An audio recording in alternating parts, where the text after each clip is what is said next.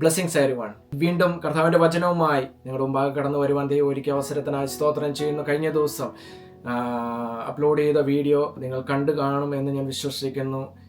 യേശുക്രിസ്തുവിൻ്റെ ക്രൂശ് മരണത്തിന് മുമ്പാകെ നടന്ന 24 മണിക്കൂർ സംഭവിച്ച സംഭവഗതികൾ, യേശു എന്തൊക്കെയാണ് ടീച്ച് ചെയ്ത്, അതിനെക്കുറിച്ചൊരു ഷോർട്ട് വീഡിയോ ചെയ്തിരുന്നു. കണ്ടിട്ടില്ലാത്തവർ അത് കാണുക.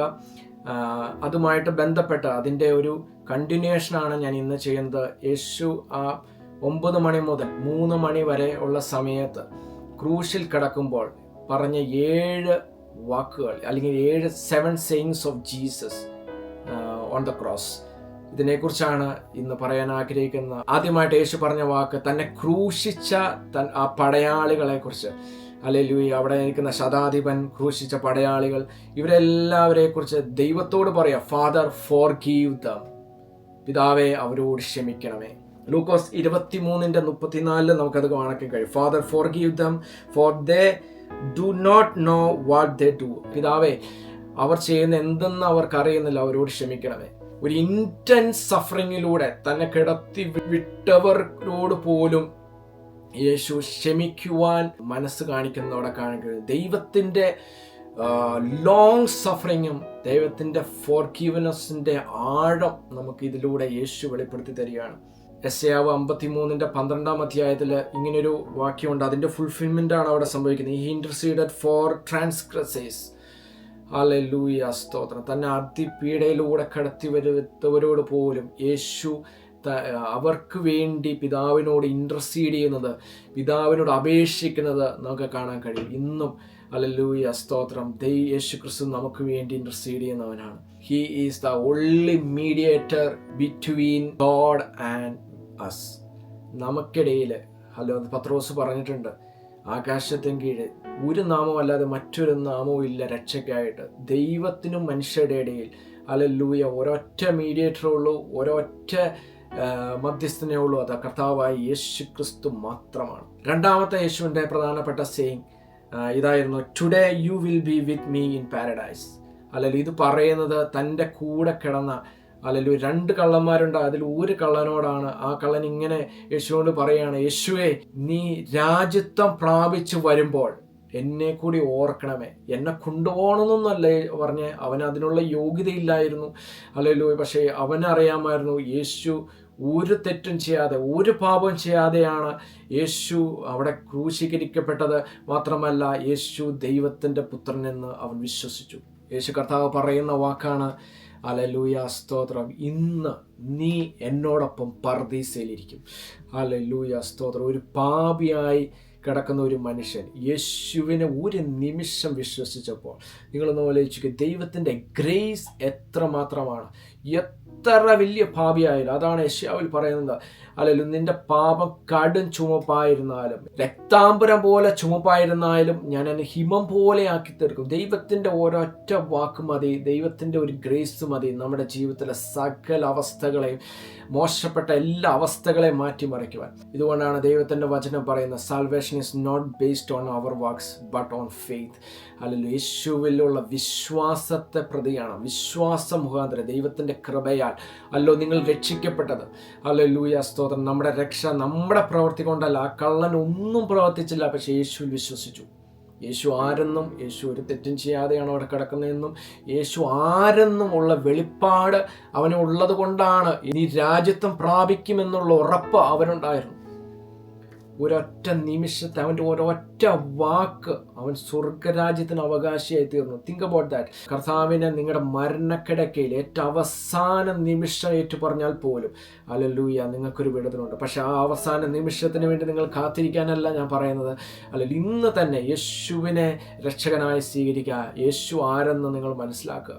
മൂന്നാമത്തെ യേശുവിൻ്റെ സെയിങ് നമുക്ക് കാണാൻ കഴിയുന്നത് യോഹന്നാൻ 19:26 മുതൽ 27 ഉള്ള വചനങ്ങളാണ്. ഇവിടെ നമുക്ക് കാണാൻ കഴിയുന്ന, അവിടെ തൻ്റെ മാതാവിനെ തൻ്റെ ശിഷ്യനെ ഏൽപ്പിച്ചിട്ട്, തൻ്റെ മാതാവിനെ നോക്കാൻ വേണ്ടി ശിഷ്യനെ ഏൽപ്പിക്കുന്ന സമയം കാണാൻ കഴിയുന്നത്, woman behold your sun. Hallelujah, നിന്റെ പുത്രൻ ഇതാ. യോഹന്നാനെ കുറിച്ച് പറയുന്നത് നിന്റെ പുത്രൻ. ഈ ഒരു സഫറിങ്ങിൽ, കഠിനമായ സഫറിങ്ങിൽ കിടക്കുമ്പോഴും തൻ്റെ ഫാമിലി റെസ്പോൺസിബിലിറ്റി ഓർത്തു. തൻ്റെ മാതാവിനെ യേശു സ്നേഹിച്ചിരുന്നു. കെയർ ചെയ്തിരുന്നു എന്നെല്ലാം നമുക്ക് കാണാൻ കഴിയും. നാലാമത്തെ യേശുവിൻ്റെ പ്രധാനപ്പെട്ട saying, my God why have you forsaken me, കാണാൻ കഴിയുന്നത് മത്തായി 27:46. എല്ലി എല്ലി ലമ്മ ശബക്താനി.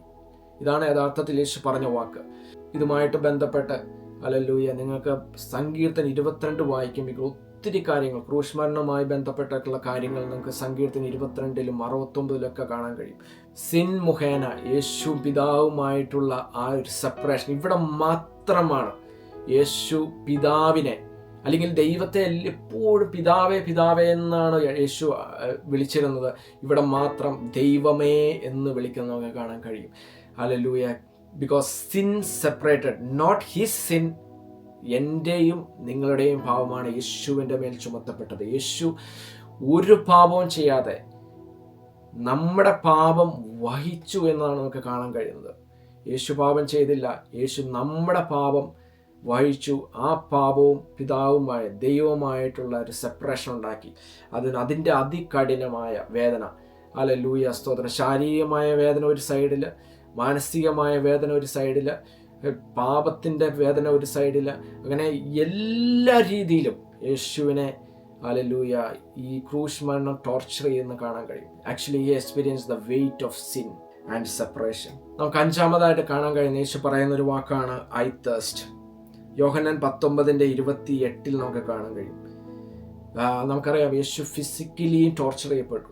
ഇതുപോലത്തെ ഫിസിക്കൽ ടോർച്ചർ മുഖേന ഹല്ലേലൂയ തേഴ്സ്റ്റ് അനുഭവിക്കുന്നത്, ഭയങ്കര ടയർഡ്നെസ്സും ശരീരത്തിലും ശാരീരികമായി മാനസികമായൊക്കെ പീഡയിലൂടെ കടന്നു പോയ മുഖേന തേഴ്സ്റ്റ് അനുഭവിക്കുന്നത് നമുക്ക് കാണാൻ കഴിയും.